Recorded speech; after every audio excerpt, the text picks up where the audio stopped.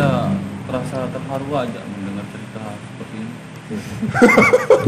Kenapa bisa terharu? Karena sudah belum menikah? Bukan. Sudah menganggap diri menjadi perawan tua.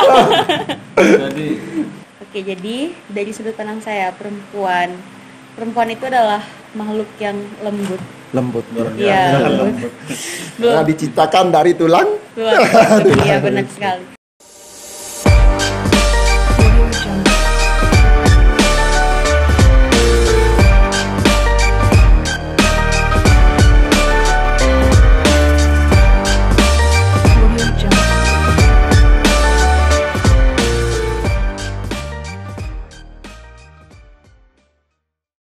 Assalamualaikum warahmatullahi wabarakatuh. Kembali lagi bersama kami di Our Story Podcast.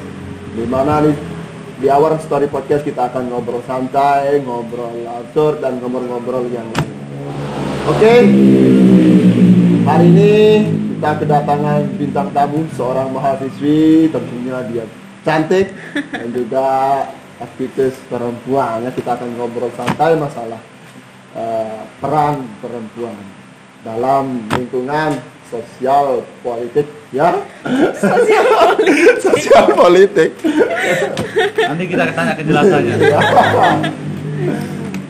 Oke, sebelum kita lanjut, para pemirsa di rumah jangan lupa di like, subscribe, komen, dan tentunya Tonton semua itu, tonton videonya sampai habis. ya. Tonton juga videonya sampai habis ya, dari saran dari Bang Eko ya. Oke, langsung saja tanpa Panjang perlu lebar. ngobrol ya, bikin kunik dari ini. A few moments later. Oke, langsung saja kita akan mencoba menanyakan tentang peran perempuan di zaman saat sekarang ini. Karena masih ya Bang Ipul ya, perempuan itu di lingkungan atau struktur sosial itu masih menjadi nomor 2 ya. Mungkin nanti bintang tamu kita akan menjelaskan mengenai peran perempuan ya. Betul. Oke, sebelum kita lanjut, kita akan memperkenalkan dulu bintang tamu kita yang ada di samping saya ini.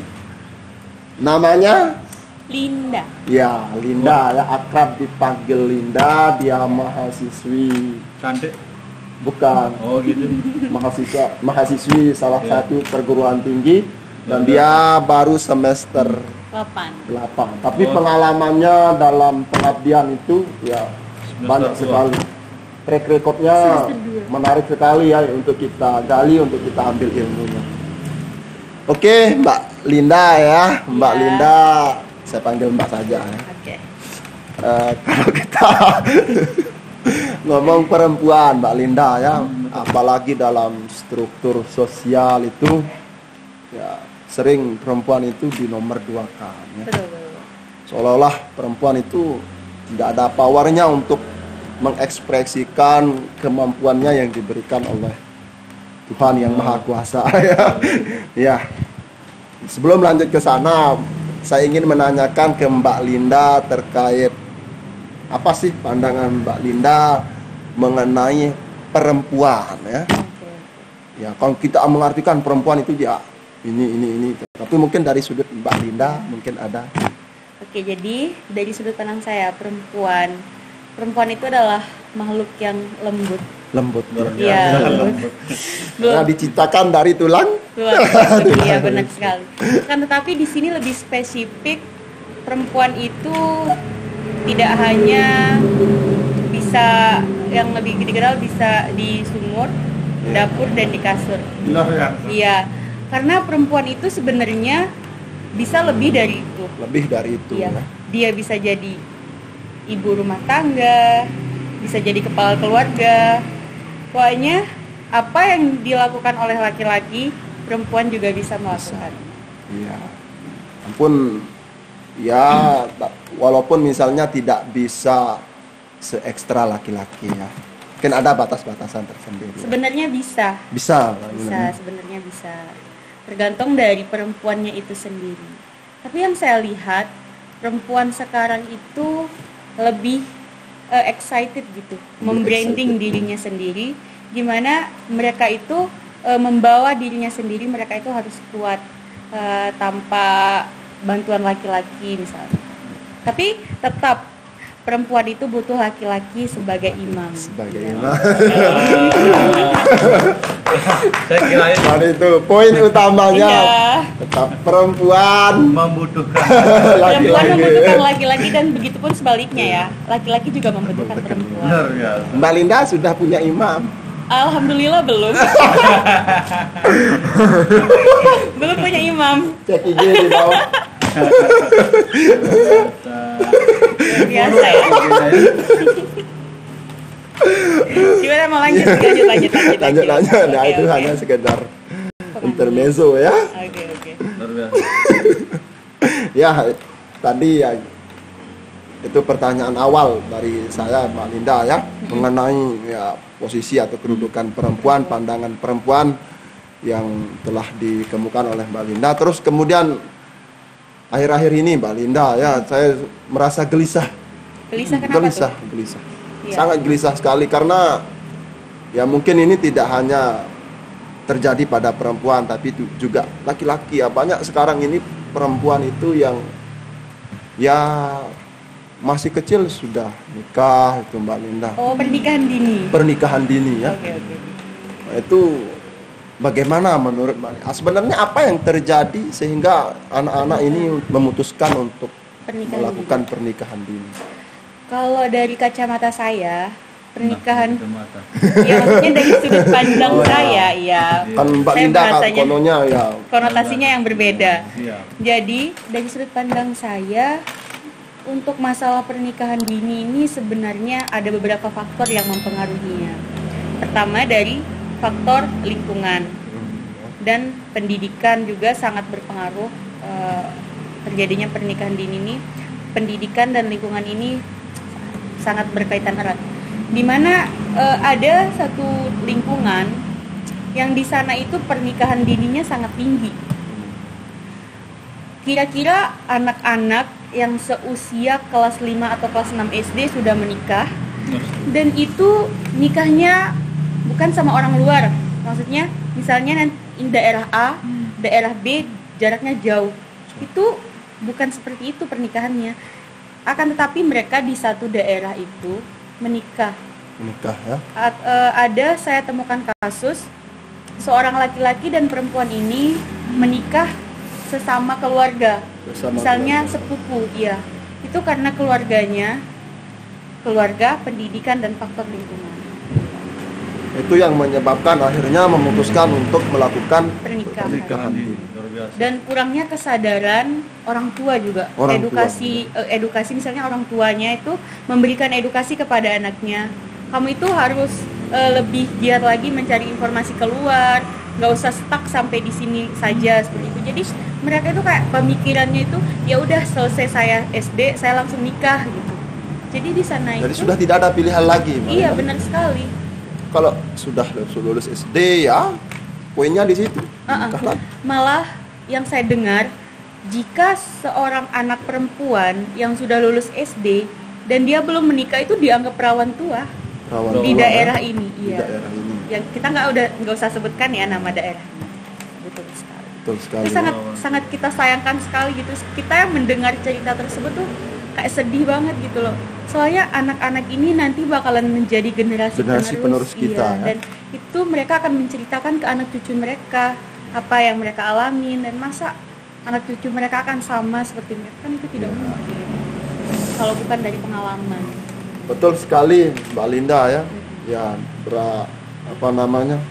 melihat dari contoh yang tadi itu tentu ini menguras hati kita sebagai Kaum muda. kaum muda ya, kaum milenial. Oh, benar sekali. Tentunya kita harus setidaknya kita bisa meminimalisir ya praktek-praktek pernikahan dini yang saat ini ya banyak terjadi Bang Ipul. Iya. Kalau dari Bang Ipul sendiri bagaimana ini mengenai ya mungkin apa salah satu penyebab dari pernikahan dini? Saya terasa terharu aja mendengar cerita seperti ini. Kenapa bisa terharu karena sudah belum menikah? Bukan. Sudah menganggap diri menjadi perawan tua. Jadi saya terasa Coba langsung apa ya, itu ada positifnya itu Bang Epul. Ya, Pak. bukan positif di pikiran saya. Saya terasa itu sesuatu hal yang negatif. Sekecil itu nikah, bahkan itu nanti bisa apa ya, merusak ini generasi. Betul sekali. Merusak generasi kan. Itu yang sangat kita sayangkan sebenarnya. Luar biasa. Jadi tidak habis pikir saya ada dari suatu dusun seperti itu yang apa namanya, nikah di waktu usia yang bukan dini lagi, ini masih kecil, Masih kecil anak-anak sekali. Masih kecil belum ya, tahu Masya Allah. salah benar. Ya. Nah, itulah makanya Bang Ipul maksud saya itu setidaknya ya semua elemen lingkungan kita ya kita harus sebisanya meminimalisir supaya tidak semakin meluas Bang Ipul ya. Tuh. Ini adalah apa namanya? PR kita bersama ya untuk menyelesaikan masalah ini, problem. Bukan hanya pemerintah ya, Iya, betul, tapi kita juga sebagai generasi milenial yang peduli terhadap ini, kita juga harus melakukan tindakan-tindakan untuk meminimalisir praktik pernikahan dini. Ya, dari Mbak Linda mungkin ada semacam ini ya, istilahnya usaha-usaha yang kita harus lakukan Iya. supaya meminimalisir praktik pernikahan dini. Itu Gimana? ya bagaimana misalnya untuk meminimalisir? Kalau dari saya sih, pernah kita melakukan sosialisasi itu. Waktu pengabdian kita melakukan sosialisasi kepada anak-anak itu, dan kita menampung aspirasi mereka. Istilahnya aspirasi Ya, kayak aspirasi. kita nanya gini kan, kita kumpulkan adik-adik Yang udah nikah. belum yang belum nikah. Soalnya kan kalau udah nikah itu sudah terjadi. Jadinya kita meminimalisir yang belum. Jadi kita kumpulkan adik-adik itu, kita tanya, kayak ngobrol santai seperti ini. Dek, kamu cita-citanya jadi apa? Ada yang menjawab jadi guru, jadi dosen, jadi dokter, banyak sekali variasi-variasi mereka. Dan kita nanya, apakah kalian pengen menggapai cita-cita kalian? Pengen Kak, semua bilang, semua ingin menggapai cita-cita itu. Akan tetapi sedikit dari mereka yang, buat apa saya sekolah? Pesimis ya. Iya, buat apa saya keluar? Toh akhir-akhirnya saya bakalan di ladang, saya bakalan pergi ngarit dan lain-lain. Jadi kita sebisa mungkin kita merubah mindset mereka supaya hal-hal kecil itu bisa mereka ubah gitu. Pikiran mereka mengenai nanti kalau saya udah besar saya bakalan jadi seperti ini. Jadinya oh nanti kalau sudah besar saya bakalan jadi orang nih. Agak susah sih merubah mindset orang, itu susah banget. Tapi pelan-pelan kita datangin, minimal kalau kemarin tuh waktu pengabdian kita sekali seminggu berkunjung ke sana. Dan sekarang tuh untuk masalah pernikahan dininya sedikit, bukan selesai ya, sedikit berkurang. Sedikit berkurang. Sedikit ya. berkurang Jadi masih dan banyak jadinya. banyak anak-anak yang kelas 6 yang dulunya menikah sekarang sudah bisa keluar karena di situ sekolah hanya SD aja. Misalnya kalau mereka mau sekolah SMP, SMA harus keluar dari dusun itu. Nah sekarang tuh alhamdulillah sudah 2 tahun berjalan ini anak-anak SD yang dulunya kelas 6 SD sekarang sudah berani keluar, udah bisa sekolah lagi gitu. Jadi kita bagus juga. Itu yang sebenarnya kita harus peduli gitu. Kalau menunggu pemerintah kan kerjanya banyak banget. Nggak mesti itu aja. Nah, inilah peran pemuda di sini. Peran pemuda Iya ya. benar sekali. Nah itu menarik sekali Mbak Lina tadi. Memang kita sebagai generasi muda juga ya ikut membantu ya kinerja dari pemerintah untuk menyelesaikan masalah ini. Tentunya melalui program-program pengabdian untuk kita sosialisasikan, karena banyak yang misalnya orang yang tinggal di pelosok itu jarang tersentuh oleh kita misalnya kan, makanya kita perlu untuk terjun turun untuk melaksanakan sosialisasi untuk merubah mindset mereka. Tentu salah satu penyebab dari mereka kenapa melakukan pernikahan dini karena mungkin mindset yang sudah turun temurun ya, mindset yang salah ya. mayoritas di dusun setempat itu seperti itu. Jadi Iya. ya itu yang turun temurun terus menerus, jadi ya udah jadi budaya, udah jadi budaya. kebiasaan. Makanya kita datang untuk merubah itu. Iya. Bagus sekali Mbak Linda kegiatan yang sudah dilakukan. Alhamdulillah. Tentunya walaupun belum bisa merubah 100%, tapi setidaknya adalah perubahan dari mereka ya. Iya. Dan itu yang kita harapkan. Sedikit lama-lama jadi apa Bang Ipul? Bukit Dan bukit Gunung, enggak dia gunung Bang Ipul. Enggak, bukit dulu baru gunung. Oh, bukit dulu Iya. baru gunung Dan ya. itu memerlukan waktu yang Cukup lama iya, ya. benar Tidak sekali. bisa Tidak bisa 1 tahun 2 tahun. 1 tahun 2 Tidak bisa. tahun. Memang Kita untuk melakukan perubahan itu Bang Ipul enggak cukup 1 menit. betul. Nggak Presiden cukup, aja ya. butuh 5 tahun, 5 itu pun tahun. belum Belum selesai. selesai. Iya benar. Jadi butuh proses yang lama, Panjang. proses yang panjang ya.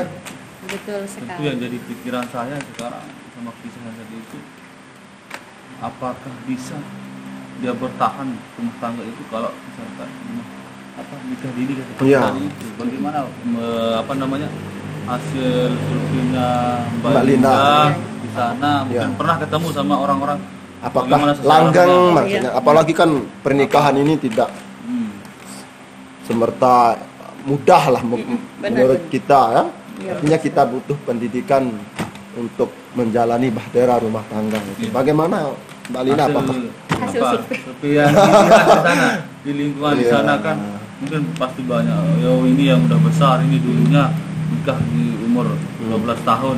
Iya. apakah Nah dia nikah di umur 12 tahun dulu, atau juga sekarang bisa dia begini kan bagaimana?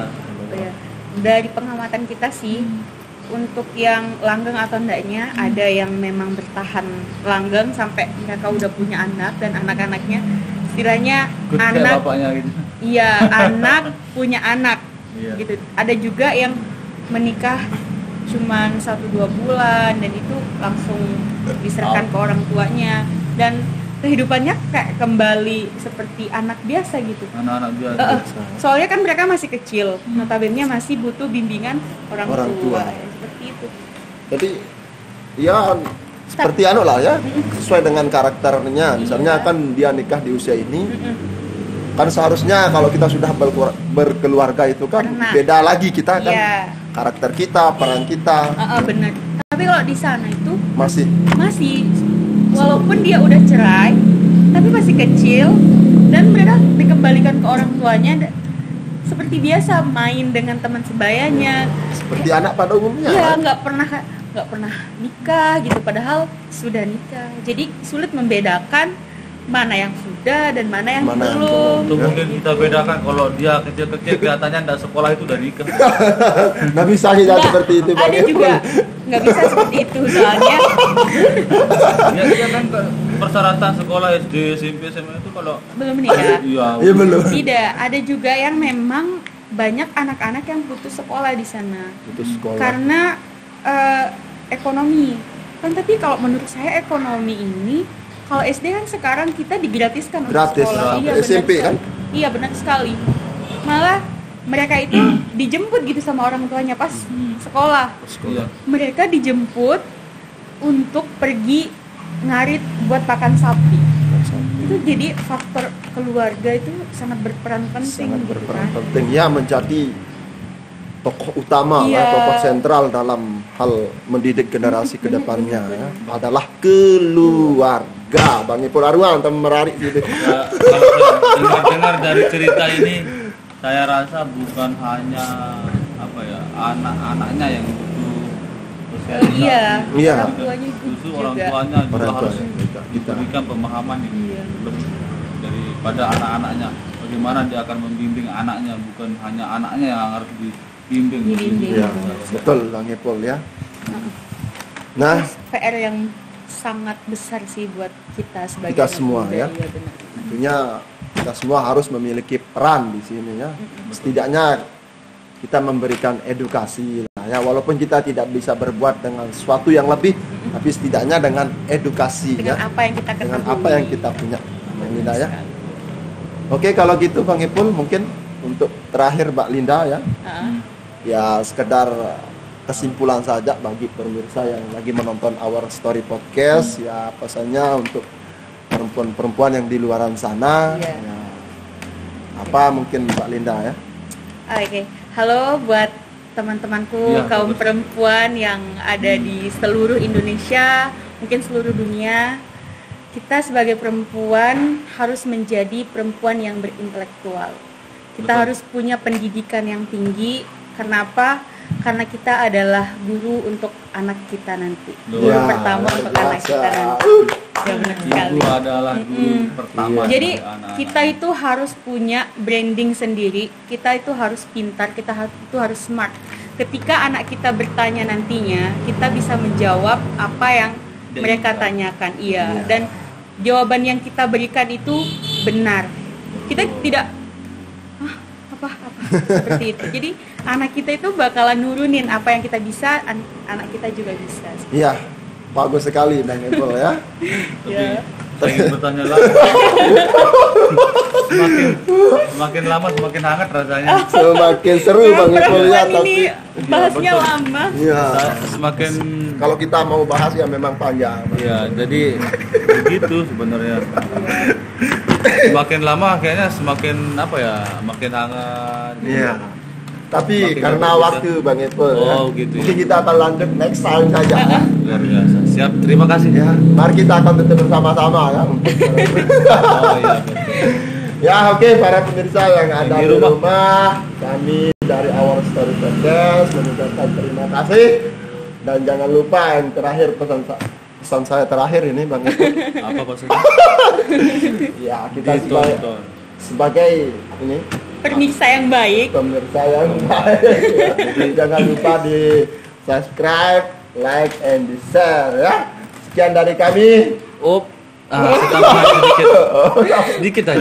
Ya jadi sebelum ditutup, saya berterima kasih kepada pemirsa yang selalu menonton video ini dari awal sampai akhir, dan Yang selalu mengikuti channel ini. tidak lupa juga saya mengucapkan banyak terima kasih kepada Mbak bintang Linda. tamu Terima kasih. kita Oh, lupa. itu. Terima kasih juga. Terima kasih Mbak Linda yang sudah hadir Terima kasih. di Hadir dan bergabung bersama kami di channel Our Story Podcast. Terima kasih udah ngundang Iya, juga.